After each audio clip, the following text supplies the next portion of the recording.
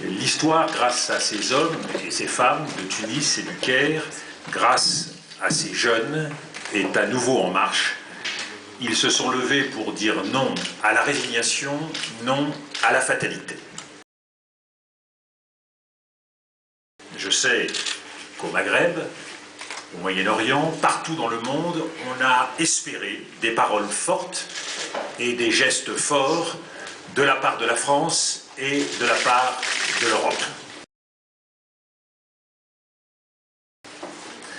Alors soyons au rendez-vous, nous tous, citoyens de France et d'Europe, pour saluer cet événement, car la Méditerranée est notre mer commune. Nous partageons une longue histoire et une grande amitié. Tous les Français de Tunisie et d'Égypte le savent, comme le savent tous les Tunisiens et les Égyptiens de France. Je ne l'oublie pas moi-même qui suis né au Maroc.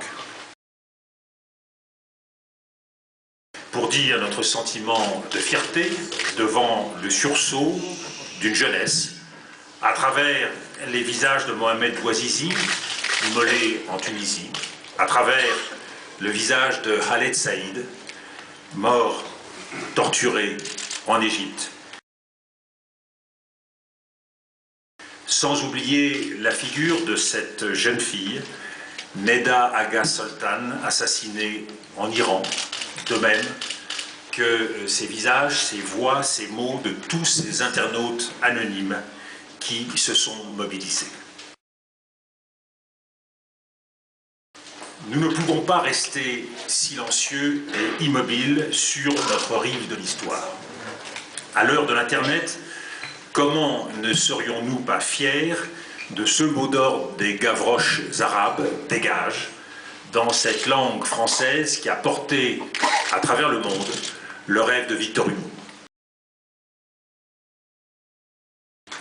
Que s'est-il passé en Égypte et en Tunisie? Que se passe-t-il aujourd'hui dans le monde arabe, en Jordanie, au Yémen, en Libye, au Bahreïn, en Algérie et au-delà en Iran?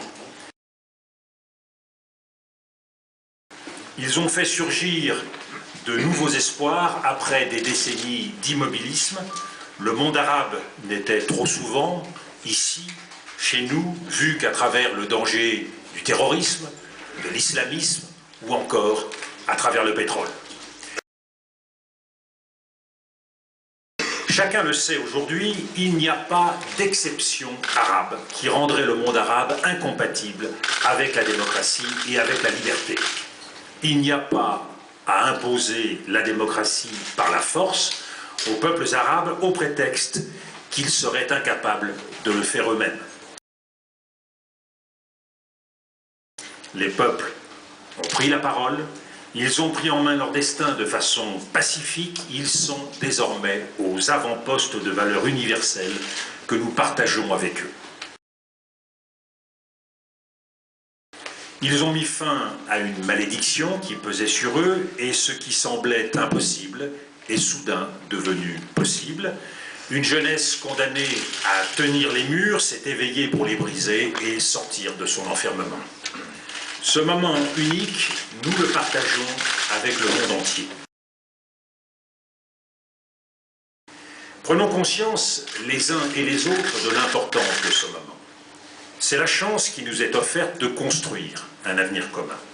C'est pour nous, Européens, l'égal du printemps des peuples de 1989. Nous avons alors su saisir la chance d'une réunification européenne. Nous devons saisir aujourd'hui la chance d'une réconciliation entre les deux rives de la Méditerranée. Il y a eu depuis 50 ans une accumulation de rancœurs, née de la colonisation, de peur, née de l'islamisme, et de part et d'autre des malentendus liés en particulier à l'immigration. Autant de barrières à travers cette mer commune devenue aussi infranchissable que le rideau de fer. Notre première responsabilité, c'est d'encourager la démocratie. Nous pouvons faire partager les savoir-faire de l'Europe en encourageant le dialogue, en soutenant l'état de droit et le multipartisme dans les pays où ceux-ci sont encore par définition fragiles. Notre deuxième responsabilité, c'est d'accompagner le développement. Face au chômage des jeunes, face à la vie chère, nous pouvons aider les pays arabes à trouver leur équilibre et le chemin du progrès social. Un effort est nécessaire à la hauteur de ce qui a été entrepris en 1989 en direction de l'Europe de l'Est avec la création de la Banque européenne de reconstruction et de développement. Nous devons dès maintenant créer une banque de la Méditerranée pour financer des grands projets d'infrastructures, soutenir l'emploi dans les petites et moyennes entreprises locales. Nous devons offrir des entreprises, des formations adéquates et renforcer nos accords universitaires. Nous devons surtout inventer un nouveau statut d'association avec ces pays en transition afin de les arrimer à l'Europe et constituer en étroit partenariat avec eux un véritable pôle pan-européen de prospérité et de sécurité à la hauteur des défis mondiaux. Cela suppose aussi de promouvoir et d'encourager les efforts d'intégration régionale au Proche et Moyen-Orient comme au Maghreb, dont le blocage bride les économies et attise les haines. Notre troisième responsabilité, c'est bien sûr de favoriser la paix.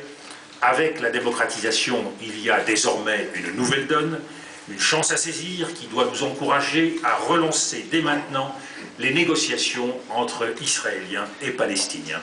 L'absence d'État palestinien est source d'une immense injustice dans l'ensemble de la région. La peur de l'islamisme ne peut justifier le statu quo. Face à la démocratisation, la paix a une chance partout dans le monde arabe aujourd'hui, au Proche-Orient, au Sahara occidental, avec l'Iran demain peut-être. Les peuples arabes nous tendent en effet un miroir. Sommes-nous encore à la hauteur de nos propres idéaux? Le monde arabe va changer, mais la vérité c'est que nous allons tous changer. C'est pourquoi nous devons dès maintenant porter trois exigences. La première exigence, c'est l'exigence démocratique. Nos vieilles démocraties ont du mal à accepter le retour des peuples sur la scène. On les préfère cantonner dans l'isoloir ou encore filtrés par l'opinion. Mais la démocratie, c'est aussi l'engagement civique au quotidien, la capacité d'indignation, de résistance, de proposition. La question démocratique, c'est également de prendre en compte l'urgence de la question sociale qu'il faut regarder en face chez nous. Chômage des jeunes, croissance des inégalités, peur du déclassement, voilà la première leçon que nous devons tirer ici des événements. Deuxième exigence, l'exigence mondiale. Qui voulons-nous être? Que voulons-nous faire? L'Europe a abdiqué la puissance et elle renonce trop souvent à l'exemplarité qui a été la sienne pendant un demi-siècle. Ce n'est pas acceptable. Retrouvons la force de nos principes et de nos idéaux, acceptons d'être dans le monde et d'agir, retrouvons une vision et un projet sur tous les défis mondiaux, qu'il s'agisse de la pauvreté, du réchauffement climatique ou du règlement des crises. La troisième exigence, c'est l'exigence culturelle. Voulons-nous vraiment être une culture sur la défensive, repliée sur son passé, rejetant l'autre? Nous devons accepter la différence, y compris d'autres religions, d'autres conceptions de la place de la religion dans la société. Nous pouvons être fiers de notre laïcité sans céder aux peurs ni au rejet. Nous avons tout à gagner, et je le dis ici solennellement, à un monde arabe libre.